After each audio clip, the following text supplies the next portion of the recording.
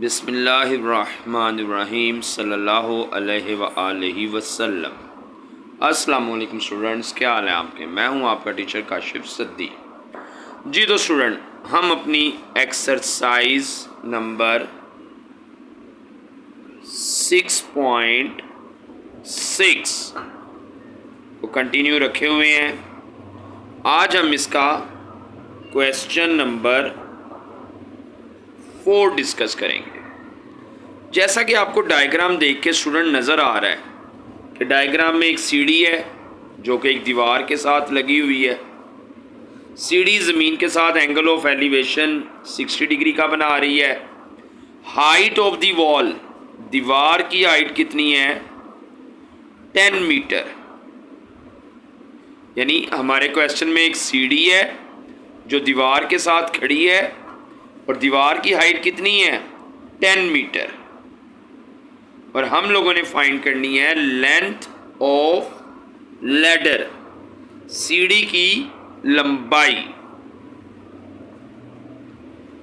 तो क्वेश्चन तो काफ़ी इजी है, आपको समझ भी आ गया होगा। अब हम इसको डिस्कस करते हैं स्टेटमेंट के साथ।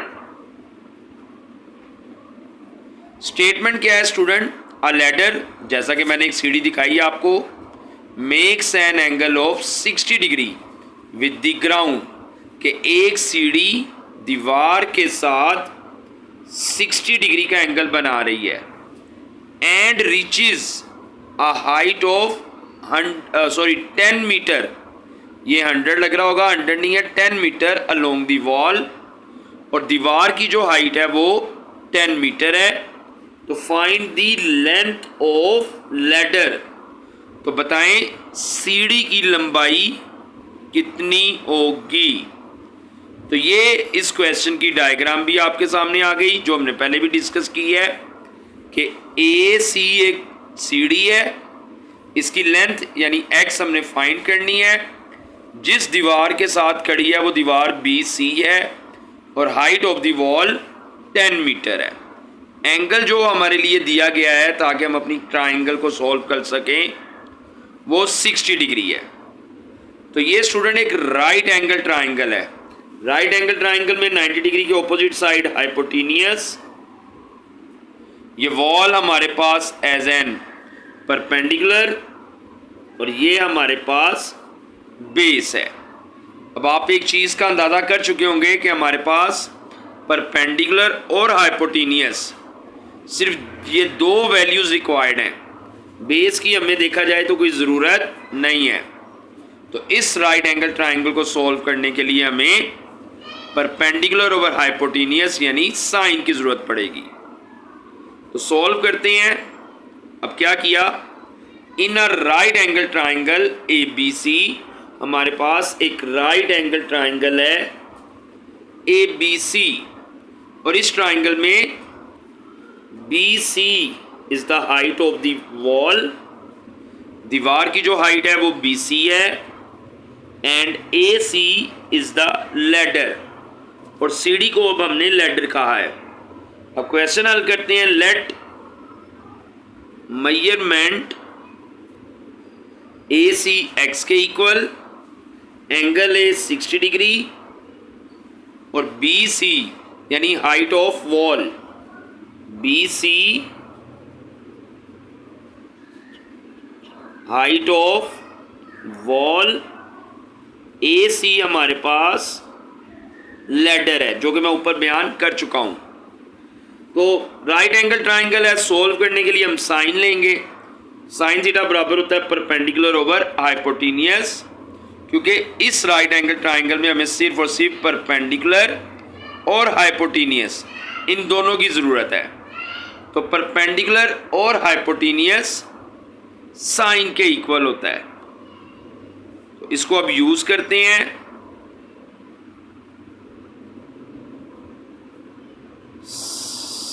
साइन थीटा, बल्कि ये साइन थीटा बराबर होता है किसके, परपेंडिकुलर ओवर हाइपोटेनियस के इक्वल होता है। थीटा की जगह हमने उसका एंगल 60 डिग्री लिख दिया, परपेंडिकुलर की वैल्यू 10 है और x आपने मालूम करना है। देखिए स्टूडेंट, ये मैं डायग्राम एक दोबारा बना देता हूँ। कि हमारे पास ये एक सीढ़ी है, ये दीवार के साथ खड़ी है, ये वॉल, ये लैडर हमने मालूम करना है, length of ladder, angle 60 degree और दीवार की हाइट 10 मीटर है। तो 90 के सामने वाली साइड हाइपोटेनियस, ये परपेंडिकुलर, तो परपेंडिकुलर की जगह हमने 10 लिख दिया, हाइपोटेनियस हमने मालूम करना था, हमने x लिख दिया। जो एंगल हमारे लिए सूटेबल है वो 60 डिग्री है। तो sine 60 degree with the help of table देखें तो √3/2, 10/x वैसे ही, दोनों की क्रॉस मल्टीप्लिकेशन, √3 को मल्टीप्लाई x से, 2 को मल्टीप्लाई 10 से, तो 2 10s are 20, √3 मल्टीप्लाई हो रहा है, इधर आगे क्या हो जाएगा, डिवाइड। तो जब with the help of calculator आपने इन्हें डिवाइड किया तो लेंथ ऑफ लैडर आएगी 11.55 मीटर। जी स्टूडेंट, उम्मीद करता हूं ये समझ आ गया होगा, काफी इजी और काफी सिंपल था। नेक्स्ट क्वेश्चन देखते हैं। बिस्मिल्लाहिर्रहमानिर्रहीम। Question number 5, a lighthouse tower. Lighthouse tower यानी एक टावर है, एक खंबा है, एक पोल है जिसके ऊपर लाइट लगी हुई है। जिस तरह अक्सर आप लोगों ने टावर देखे हैं, यूफोन के, जैस के, वारिद के, सब के आपने टावर्स देखे होंगे। तो इसी तरीके से ये एक टावर है। A lighthouse tower is 150 metre high, और इस टावर की हाइट कितनी है, 150 metre from the sea level. The angle of depression, ये एक नई चीज आ गई स्टूडेंट। पिछले तमाम क्वेश्चंस में हमने एंगल ऑफ एलिवेशन देखा, अब यहां पर आ रहा है एंगल ऑफ डिप्रेशन। तो एलिवेशन के बारे में हम लोगों ने डिस्कस किया था कि एलिवेशन वो एंगल होता है जो नीचे से ऊपर की तरफ, यानी आप ग्राउंड पर, ज़मीन पर खड़े होकर नीचे से ऊपर देखते हैं तो एंगल ऑफ एलिवेशन बनता है।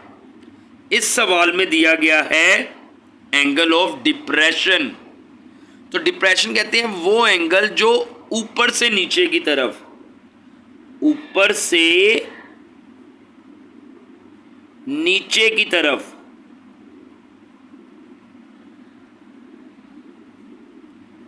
वो एंगल जो ऊपर से नीचे की तरफ देखता है। यानी इस टावर पर खड़े होकर आप बुलंदी से नीचे की तरफ देखेंगे तो जो एंगल उस वक्त जनरेट होगा वो एंगल ऑफ डिप्रेशन कहलाएगा। तो कहता है the angle of depression from the top of the tower, यानी टावर पर खड़े होकर आप देख रहे हैं, टू अ शिप, एक बोट को, एक शिप को। तो find the distance between the ship and the tower. तो शिप और टावर के दरमियान डिस्टेंस बताएं क्या होगा। अब हम इन स्टेटमेंट को जरा डिटेल में देखते हैं with the help of diagram. जी तो स्टूडेंट,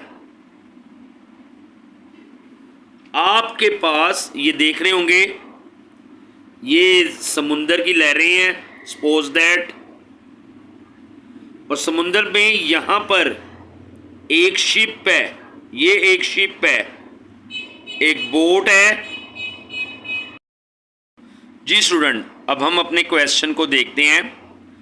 तो ये हमारे पास समुंदर है, समुंदर की लहरें, और समुंदर की लहरों पर ये एक शिप है, एक बोट है, एक कश्ती है, और ये BC एक टावर है। BC ये एक टावर है, लाइट टावर। आप इस टावर पर खड़े होकर, टावर यानी इस पॉइंट सी पर खड़े होकर इस बोट को देख रहे हैं, यानी ऊपर से नीचे की तरफ देख रहे हैं आप, ऊपर से नीचे की तरफ। तो एंगल ऑफ डिप्रेशन मैंने लिखा भी है, ऊपर से नीचे की तरफ बनने वाला एंगल क्या कहलाता है? Angle of depression. तो एंगल ऑफ डिप्रेशन में फिर हम ऊपर भी एक एक्स एक्सिस जनरेट करते हैं। जब कभी भी आपके पास एंगल ऑफ डिप्रेशन का सवाल आएगा, तो जब एंगल ऑफ एलिवेशन में ज़मीन एक्स एक्सिस का काम करती है, तो एंगल ऑफ डिप्रेशन में आसमान हमारे साथ एक्स एक्सिस का काम करता है। यानी आसमान के साथ जो एंगल उस वक्त हमारा बन रहा होता है ऊपर से नीचे, वो एंगल ऑफ डिप्रेशन बन रहा होता है।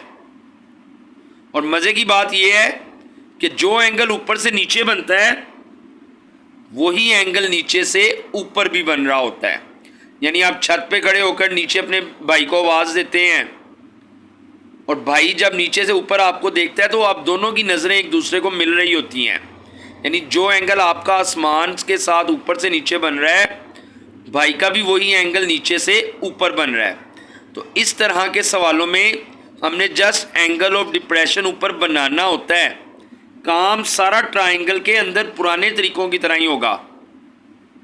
एक टावर है, टावर पर खड़े होकर हमने इस बोर्ड को देखा, तो जिस एंगल से हम टावर पर खड़े होकर बोर्ड को देख रहे हैं, यानी ऊपर से नीचे 60 डिग्री, तो बोर्ड के ऊपर बैठा हुआ इंसान भी हमें उसी एंगल से नीचे से ऊपर की तरफ देख रहा है।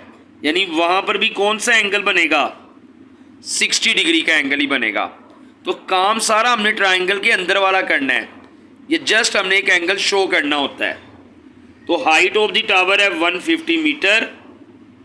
तो क्वेश्चन में उसने कहा था कि इस बोट यानी इस शिप और इस टावर के दरमियान डिस्टेंस कितना होगा।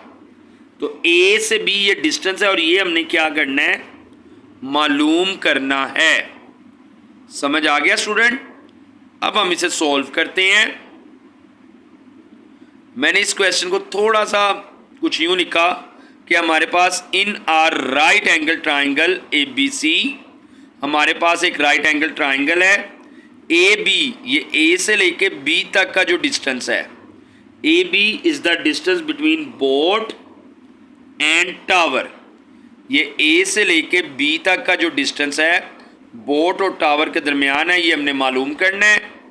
उसको हमने x कह दिया। Let measurement A B is equal to x।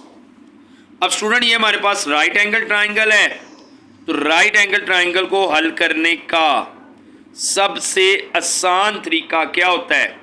देखें, आपके पास कई तरीका है। आप इसको पाइथागोरस थ्योरम से भी कर सकते हैं।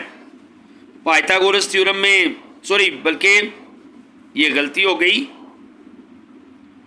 पाइथागोरस थ्योरम वहां पर इस्तेमाल होता है जहां दो साइड्स दी हों। तो ये वाला रूल गलत है, ये नहीं लगेगा। हम लोग इसके लिए उसी तरह इस्तेमाल करेंगे कि हमारे पास कौन सी साइड अवेलेबल है। तो 90 डिग्री के सामने वाली साइड हाइपोटेनियस, 60 डिग्री के ऑपोजिट परपेंडिकुलर, लास्ट वाली बेस। इस दफ़ा हमें हाइपोटेनियस का कोई काम नहीं है, हमें काम है सिर्फ किसका? परपेंडिकुलर और बेस का काम है। तो परपेंडिकुलर और बेस दोनों किस में आते हैं? tan के अंदर। tan 60 डिग्री बराबर है perpendicular over base with the help of table. tan 60 की वैल्यू √3, परपेंडिकुलर की वैल्यू 150 और x यानी हमने डिस्टेंस फाइंड करना है। क्या करेंगे?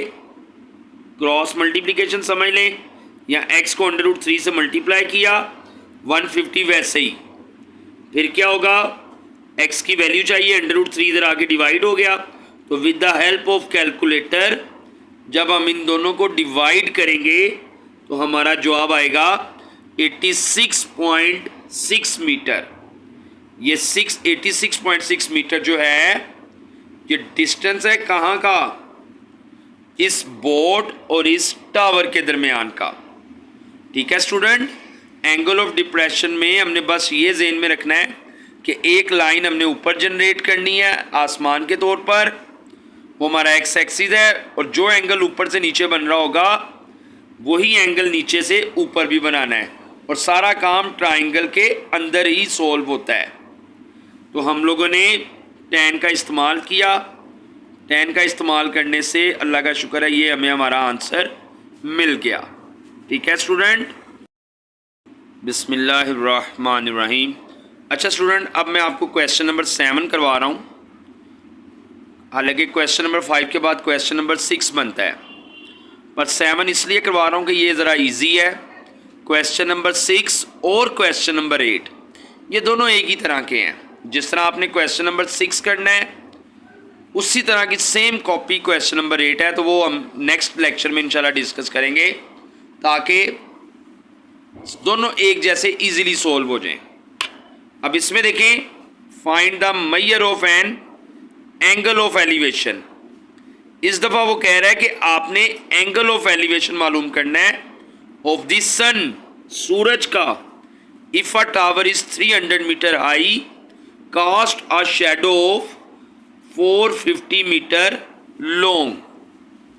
डायग्राम देखें स्टूडेंट, डायग्राम में ये एक टावर है बी से लेके सी तक, बी सी एक टावर है।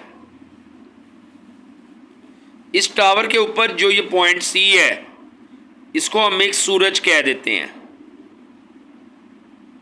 इस टावर के ऊपर ये एक सूरज है और नीचे हम लिख देते हैं पॉइंट सी।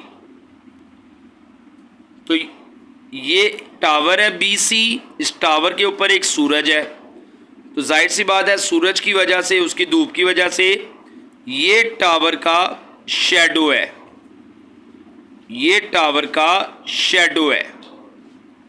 तो कहता है जहां पर शैडो टावर का ख़त्म होता है उस पॉइंट ए पर खड़े होकर अगर हम इस सूरज को देखें तो बताएं किस एंगल से देखेंगे। मैं दोबारा डायग्राम रिपीट करता हूँ।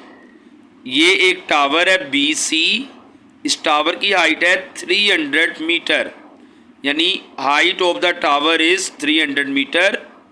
इस टावर के ऊपर एक सूरज है, इस सूरज की वजह से ये टावर का बन रहा है शैडो, ज़मीन पे बनेगा, ये टावर का शैडो है। और शैडो ऑफ द टावर कितना है 450 मीटर। तो जहाँ इसका शैडो ख़त्म होता है उस पॉइंट ए पर खड़े होकर हम इस सूरज को देखते हैं। तो क्वेश्चन है कि बताएं ये सूरज किस एंगल से देखा जा रहा है, एंगल ऑफ एलिवेशन से। तो हम नोट करें तो ये हमारे पास बन जाती है एक राइट एंगल ट्रायंगल। जी तो स्टूडेंट, in a right angle triangle हमारे पास एक राइट एंगल ट्रायंगल है B C, height of the tower B C है जो कि 300 मीटर है। शैडो ऑफ द टावर, इस टावर का जो शैडो है वो ए बी है, और वो कितना है 450।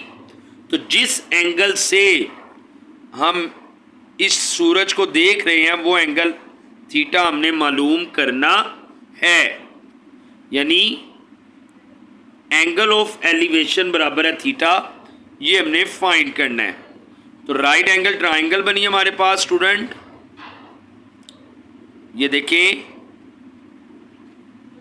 ये right angle triangle 300 metre perpendicular की वैल्यू, 450 मीटर बेस की वैल्यू, 90 के ऑपोजिट है हाइपोटेनियस, इसकी हमें कोई ज़रूरत नहीं है। तो परपेंडिकुलर और बेस दोनों किसके काम आते हैं, tan के लिए। tan थीटा बराबर है परपेंडिकुलर ओवर बेस, परपेंडिकुलर की जगह उसकी वैल्यू हमने 300 लिख दी, बेस की जगह उसकी वैल्यू हमने 450 लिख दी। With the help of calculator जब आप इसको डिवाइड करेंगे तो आपका आंसर आएगा 0.666। अब हमने स्टूडेंट थीटा की वैल्यू फाइंड करनी है। तो tan हमें पता है कि जब tan दूसरी साइड पे मूव करता है तो वहाँ जाके बन जाता है tan इनवर्स, यानी थीटा बराबर है tan इनवर्स 0.666। अब कैलकुलेटर पे आप स्टूडेंट शिफ्ट का बटन दबाएं, शिफ्ट का बटन दबा के 10 का बटन दबाएंगे तो tan इनवर्स आ जाएगा। वैल्यूज़ लिखेंगे 0.666 तो हमें हमारा एंगल मिल जाएगा 33.69 डिग्री। सो जिस एंगल से हम सूरज की तरफ देखेंगे वो एंगल हमारा 33.69 डिग्री होगा। तो उम्मीद करता हूँ ये लेक्चर आपको समझ आ गया होगा। नेक्स्ट क्वेश्चन के साथ इंशाल्लाह दोबारा मुलाकात होगी। अपना ख्याल रखिएगा। Take care. अल्लाह हाफिज़।